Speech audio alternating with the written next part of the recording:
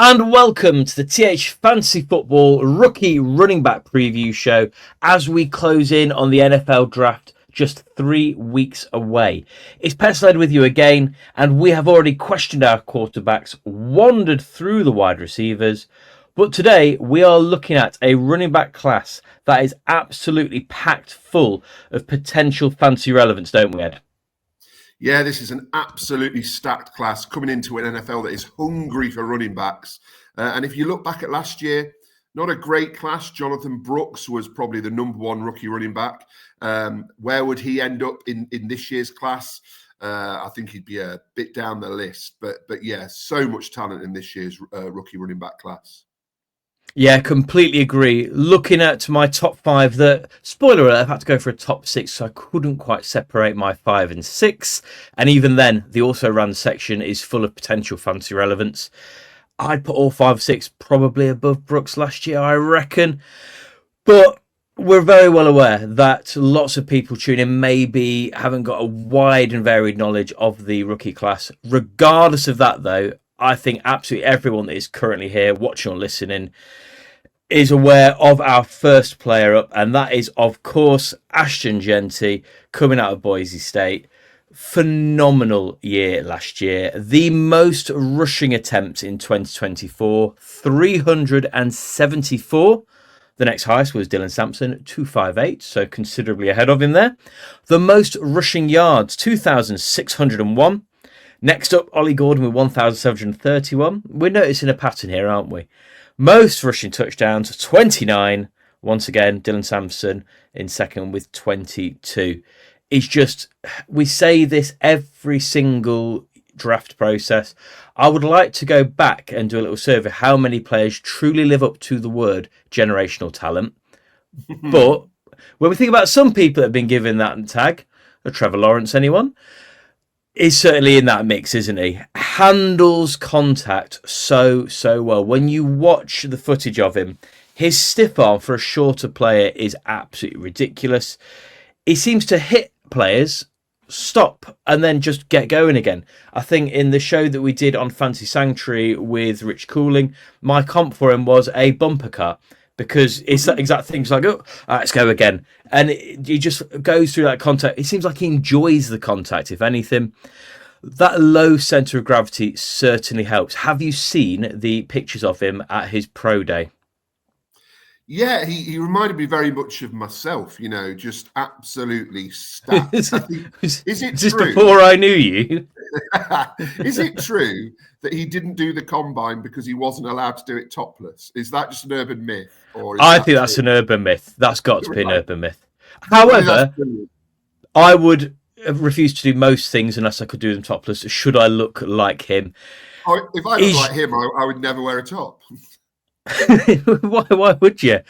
He not only looks wonderful with his shirt off, he also reads the field so well. And he really should be a player that you can plug and play at the start of your fantasy season and just get on with it, really. Landing spot, yes, it is absolutely important, because if someone came in and they already had a stellar RB1, it's going to hinder him. I don't think that's going to happen, though. Raiders at 6, I think, is where he's being picked for most people. That's where he was in the Daniel Jeremiah and Bucky Brooks mock drafts. Saints at 9, Bears at 10. If he gets past 6, he's going to be gone by the top 10 you would expect. He's number 3 on Daniel Jeremiah's top 50 players going to. Now, obviously, that's a very different measurement. That's actual NFL and includes defensive players, not just fantasy. But that shows the talent that's coming in, doesn't it? He's a one-man highlight reel. You're loath to judge players on their highlight reels, but just watching him every week was a highlight reel. He breaks tackles every play. And I can't remember seeing somebody as impressive as him in the position over the last kind of 5 or 6 years. And you're right. It's as I said at the start, it's a running back hungry NFL, isn't it? And the likes of the Bears and the Saints and the Raiders are desperate for a running back. And if he lands there, he could be an absolute monster year one.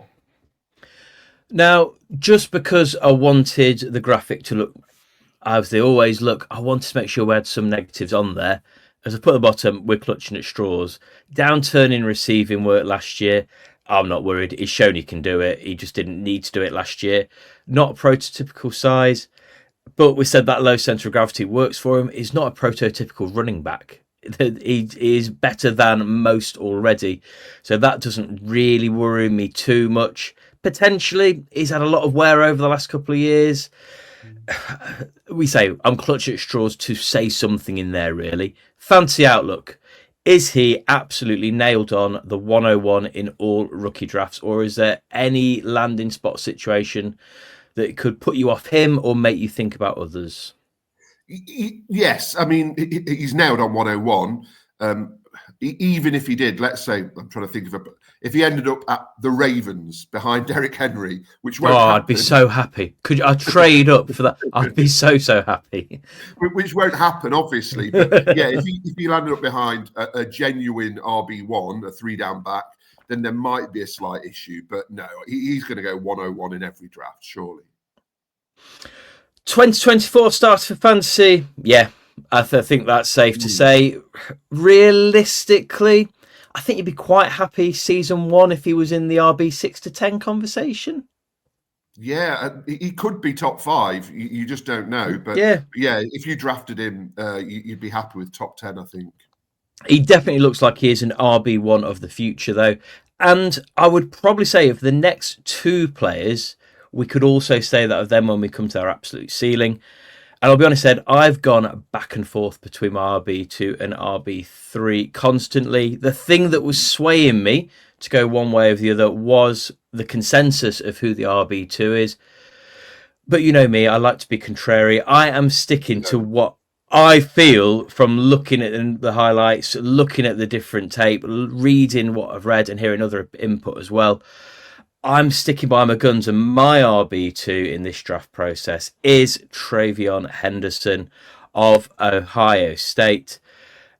His numbers last year were not as high as they have previously been, but I just loved watching every little bit of footage I could find him, and he reminded me of watching Jahmyr Gibbs a couple of years ago in the way that he plays the game. He was sharing the backfield with a player we're going to mention later, Quinshon Judkins. That impacted him. Was he sharing the field because they were both great and both need to see the field?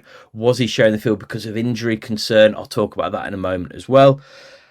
But that's why that production was lower. It's got to be said, though, he still had 7.1 yards per attempt, which was just great numbers there anyway. So when he did have the ball, he was so efficient with it. He's incredibly elusive in the open field.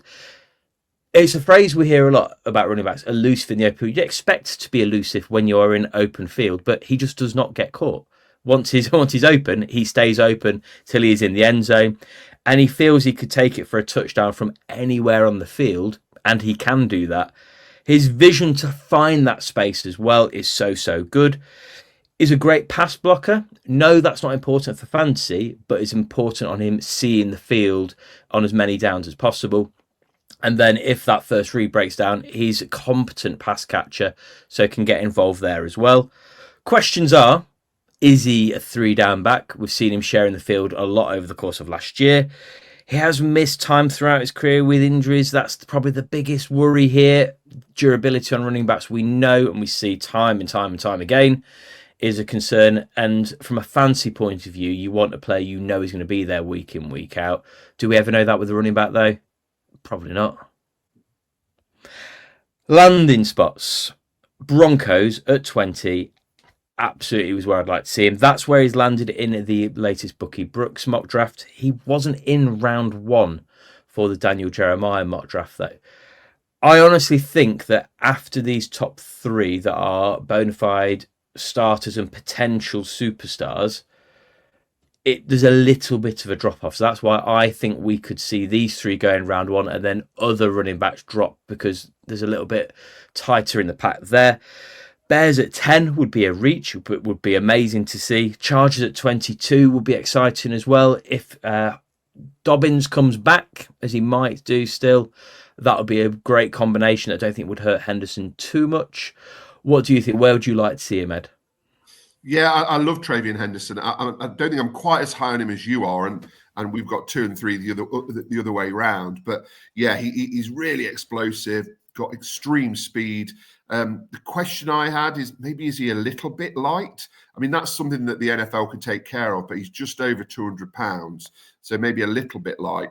I agree, he's in that top tier with those three, and he's probably going to go tail end of the first round. I think Chargers would be an amazing landing spot for him. I'd love to see him ending up there. Daniel Jeremiah's got him number 33 in his top 50, so he's got him going end of the first, start of the second, but I do think he could go a little bit higher. It depends when the trigger gets pulled on those running backs. So I think we will see those top 3 go in a reasonably close battle. Certainly 2 and 3 going fairly close together. Rookie draft outlook, early, mid-round 1, possibly. Once again, that landing spot will dictate that. Could be a top 12 running back of the future. I think next year, if he ends up being a reliable running back 2 in your lineups, you'd be relatively happy, I think, wouldn't you? Yeah, he's definitely got fantasy relevance year 1, without a doubt. And it'll be exciting to see, what he can produce. As we are looking forward to getting into draft season, though, we are also pushing the TH Fantasy Football Best Ball Bonanza, the 3rd year of the TH Fantasy Football Best Ball Bonanza. And Ed, I had a little total up this morning, £106 away from hitting £5,000 raised all time for the Beast of Memory Cafe. So if you'd like to get involved in year 3 of the TH Fantasy Football Best Ball Bonanza, raising funds for the Beast of Memory Cafe, an amazing local charity raising money for those living with dementia and their carers, head over to X, BlueSky, or the comments down below if you're currently on YouTube, so that you can find the link and get yourself signed up. But Ed, I think moving on to 3rd, it's not a secret. It's a player that many players have got number 2, and you have also got number 2. My number 3, and it is very close, is Omarion Hampton of North Carolina. Another amazing player to watch. When we are talking about who's 2 and who's 3, we're still talking about amazing running backs that would both be, last year, if they were in the draft class, would have been the clear running back 1 of that class, wouldn't they? By a distance. The top 3, as you've said, are in a bit of a tier on their own. And yeah, Hampton is no exception. Lovely stat I read about him yesterday. Only 4 players in ACC history with 1,500 yards and 10 touchdowns in consecutive years. Dalvin Cook, Travis Etienne, maybe the outlier in that crop here, Omarion Hampton, and Lamar Jackson, baby! I love that Lamar Jackson's in that stat. Just makes it even more exciting. Right, get it back in your box, Edward. That's some kind. Well, you set me up for that one. You come on. I can't grumble. How many MVPs has Joey B got?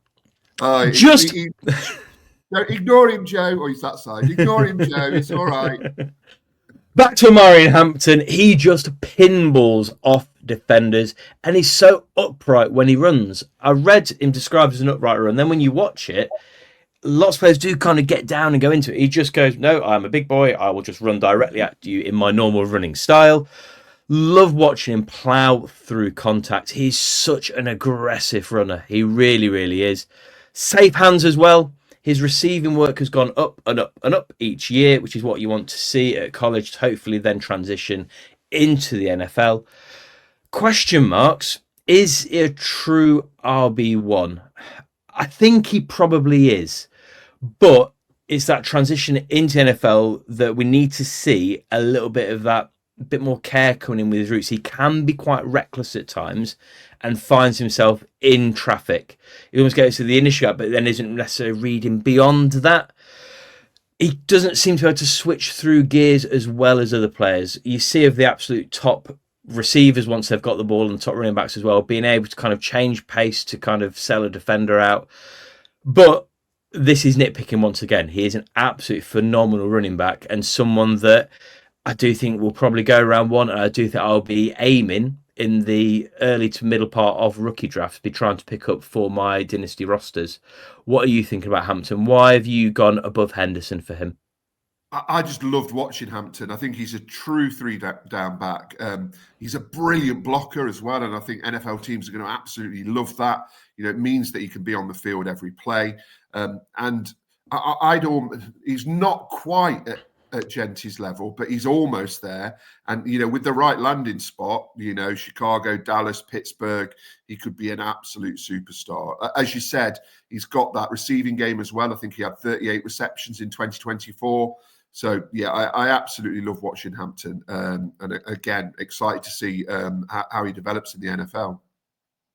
Daniel Jeremiah has him at number 14 on his top 50. So a good chunk higher than TreVeyon Henderson.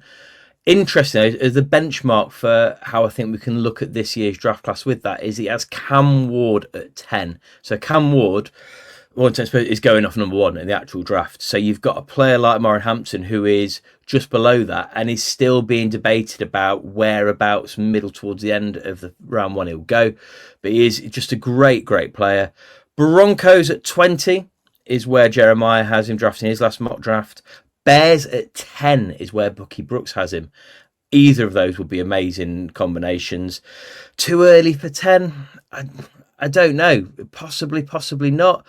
I just keep reminding myself every time I think a pick is obvious that the Falcons drafted Mike Penix after picking up Kirk Cousins. NFL teams do what NFL teams want.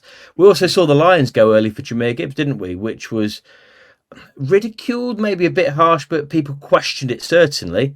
That's worked out perfectly for the Lions. So sometimes pulling the trigger on a player you like really does work. In the right spot, top tier fantasy football running back of the future. Absolutely. Minimum of a RB2, I think, for 2024. Early round 1 target in your rookie drafts as well. Yeah, as with the previous 2 players mentioned, if you're drafting your rookie draft, you are starting in week 1, aren't you? Yeah, he's, again, like the previous 2, you expect him to be very fantasy relevant in 2025. Are you ready for me to go against the consensus yet again, Ed? With number 4. I think I know where you're going, and I'm kind of with you if I think it's where you're going to go. Go on, over to you. I'm going for one of the greatest names in the NFL draft this year. A mile.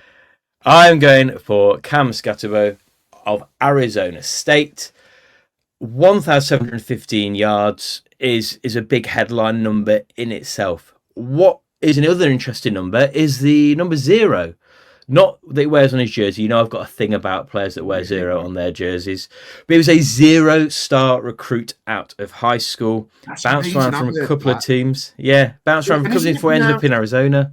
Isn't it pronounced Skattebo? Because that makes it... Skattebo? That's how I've heard people pronounce it. And that makes it even better if it's Cam Skattebo. I do feel it needs extra. I'm happy to lean into that. It looks like Bo. I'm happy to go with Bo because it sounds better. It's his receiving work that really intrigues me, if I'm honest. 45 receptions for 605 yards and 3 touchdowns.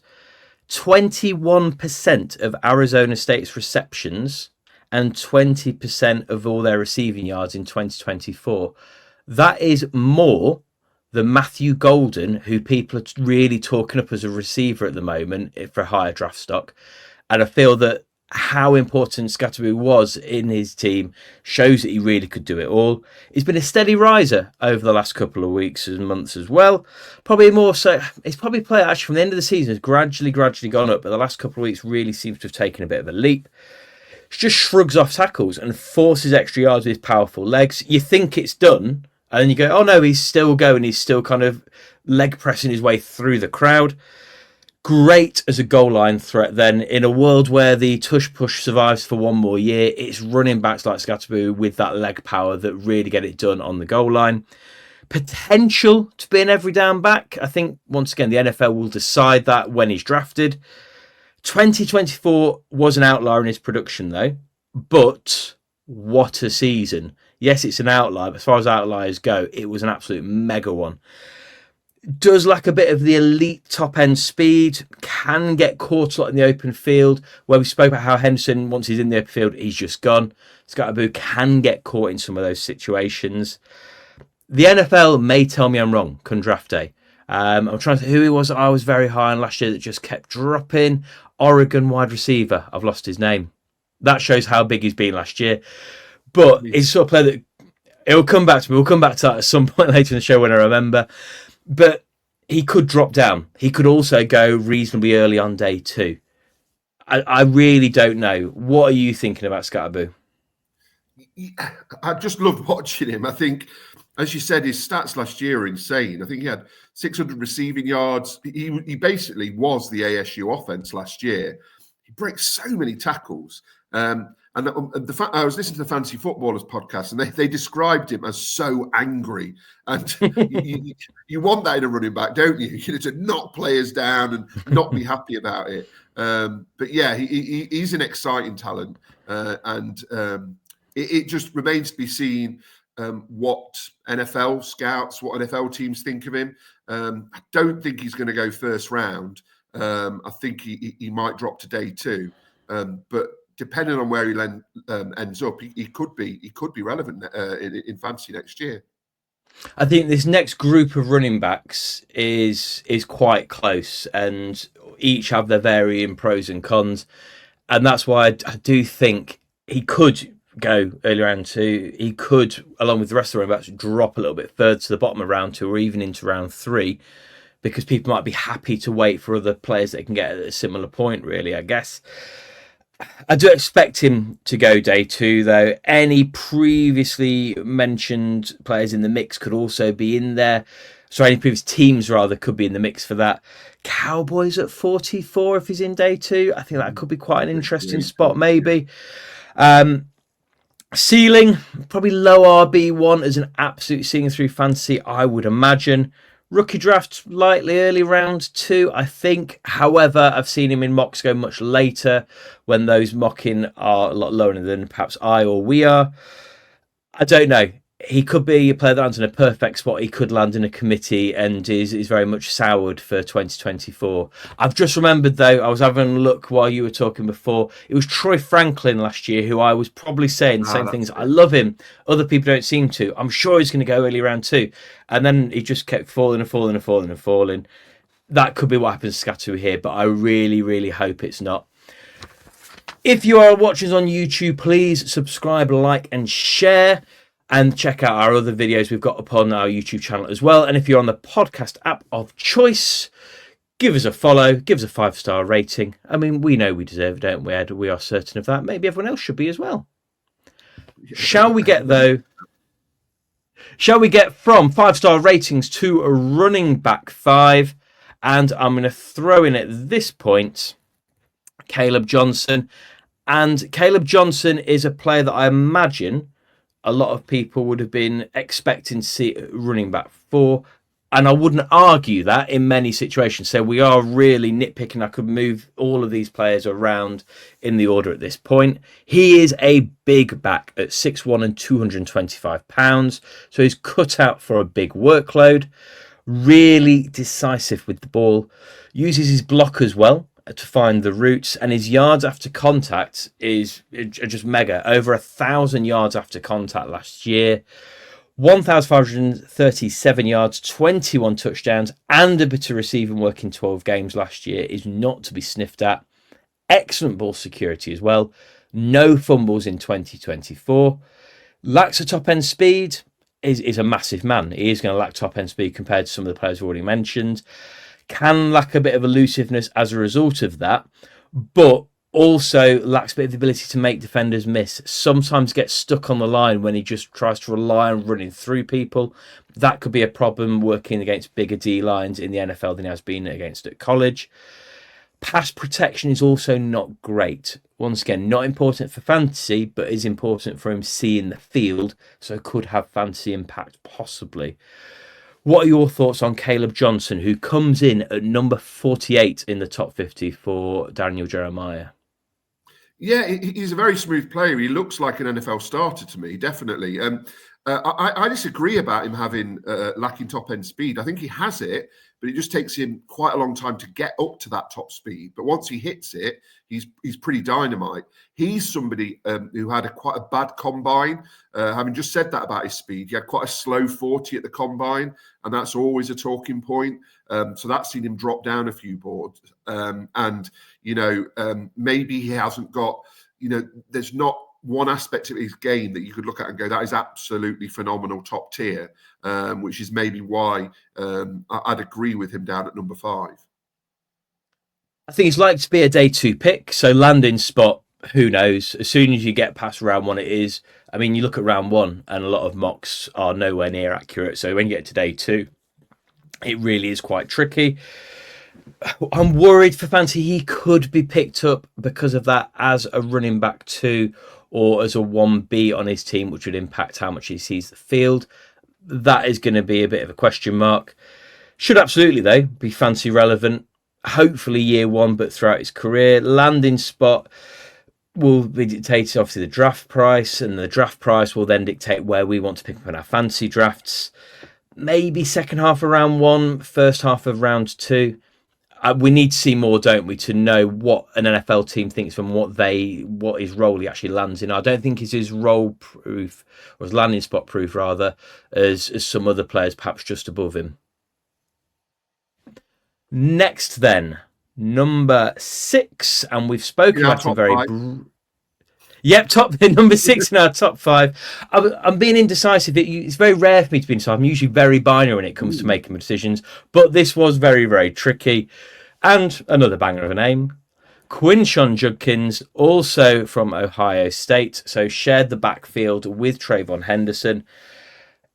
The combination was fantastic. He is himself a combination of size, speed, and vision. His solid combine boosted his stock somewhat as well. I think he's a player we heard a lot more over the last few weeks since the combine. Solid runner, one of the bigger backs in the class, and can fit a variety of schemes as well. Great short area burst. So when he's up to speed, he can get there relatively quickly. And the sort of back we'll see kind of where defense is down. He's not the sort of home run ability, but he just keeps getting you small chunk after small chunk after small chunk, which we know isn't what we want to see for fantasy, but is absolutely what NFL teams are looking for in certain fits when it comes to their running backs in the draft. He's a decent receiver as well. A bit like Monty for me, and I think that's probably why that combination of him and Henderson went so well, because they were like the college version of Monty and Gibbs last year, or Sonic and Knuckles they went by, didn't they, last year? Sometimes too patient and can get caught in the backfield while he's trying to kind of see where to go. It's not often patience is referred to as a negative trait, but I think as he learns the game as his coach, that should be something that he can kind of be coached out of. He gets up to speed quickly, but his top speed isn't as high as other players around him. We think he's a good receiver, say he's competent, but we've not seen him having to be used quite so much. So we know he can do it. Can he do it consistently and reliably to be that kind of that fancy cheat code when we're looking at receiving in the game for a running back as well? I think, though, he could easily outperform where he's drafted for fantasy because of how efficient he will likely be as a goal line threat from that short yardage in the red zone. Where are you on Judkins? Would he have made your top 5 or top 6? Yeah, I'm a big fan of Judkins. He's another big back, quite as you say, at 6'2", and he, the opposite to Kaleb Johnson, as you mentioned, had a really great combine that's boosted his draft value. A good strength with Judkins is ball security. Just one fumble in 2 years is really positive at college level. And yeah, I think he's got the potential to thrive in the NFL. But as with the others at this level, in terms of value in 2025, we just need to see where he ends up. He could potentially be at his best as a 1B on a team. As we've said, that's something we'd always avoid. Monty Gibbs were the kind of antidote for that perception, I guess. He could land in the right spot and be very fancy productive while sharing a backfield. Rookie draft, once again, we're clutching at straws at this stage. The players we've not mentioned yet could leapfrog him based on wherever they land. But he's in that same mix of late round 1, early round 2. We're going to see a lot of running backs off the board early in the first 1.5 rounds compared to previous years. And I think Judkins could be a player we're looking at towards the tail end of that. Is there anybody I have not mentioned that you'd like to bring to the table before I go through the rest of the supporting cast? I liked watching Dylan Sampson. because he was absolute so fast. Again, probably a little bit light, but I wonder whether that's something that could be, could be looked at in the NFL. But yeah, he exploded onto the scene last year. I wonder whether he's certainly got the pace. He's really rapid, but I wonder whether he's got the strength to survive at NFL level. But I like watching him. Yeah, he's another consistent red zone threat. 32 touchdowns over the last 2 seasons, which is kind of just regular touchdown a game sort of rhythm. There was a bit about him I read about whether his college scheme wasn't really NFL compatible, so how he'll transition to that. But once again, NFL coaches know more than we do. If someone sees him, they'll know what they can use him for. They'll know where they can. So if a team takes a shine to him, that'll be something that will obviously be worked on during training camp. I'd like to mention Devin Neal. I could have made it a top 7, if I'm honest, but I was starting to take the mickey with our own format then. His breakaway speed and top-tier ball security is what really drew me to him during kind of the review process. An instinctive runner, especially on short yardage, but he's another one can often get stalled at the line. Ollie Gordon, one that we mentioned a bit earlier on, biggest running back in the class at 6'1" and 226 pounds, just a couple of pounds bigger than Johnson. After a big 2023, he underwhelmed last year with half the yardage, half the touchdowns, and almost half the receiving work as well. So that's put a question mark on him. Really good footwork and contact balance, though, which is something we always want to see from running backs. Struggled to progress when his original route got closed down. I think that's the one thing we see from the players at the absolute top of this as we move down is the ability to go off script, the ability to let instincts kick in. And that's something that really does stand out about some of the other players we've already spoken about. RJ Harvey, player with great change of direction at speed to leave defenders wanting. One of those, we talk about the highlight reel, when a player just turns and goes off in a direction and you watch a defender just have no idea where to go, always looks impressive.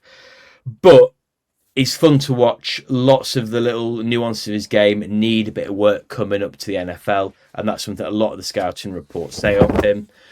And then just mention DJ Giddens as well, a riser over the last few weeks. And finally, Trevor Etienne. You've heard the name. He is the younger brother, so I thought he'd be worth a mention. Any of those last few could fit the sleeper tag, though, when it comes to where they get drafted, what situation they end up in. Injuries at running back change plans all over the place, and sometimes a running back comes out of nowhere. I think last year, Bucky Irving wasn't being spoken about as the fantasy target people wanted to go for at running back, and he ended up being the best value pick when it came to running back picks last year, didn't he? That's it. We said it a lot where they end up, what happens in their situation, and I very much look forward to a couple of shows' time where Rich gives us his fancy gold of sleepers across the board in the rookie draft. Well, that is all from us for our rookie running back preview. We'll be back next week with tight ends, and then as Ed says, the week after, we're joined by Rich to go through some sleepers. But for now, Ed, I'll leave it for you to speak to Malcolm and book us our way home. Thanks for watching, guys, and listening, but it's time for Malcolm to take us home. You have been listening to Pestle and Ed of TH Fantasy Football.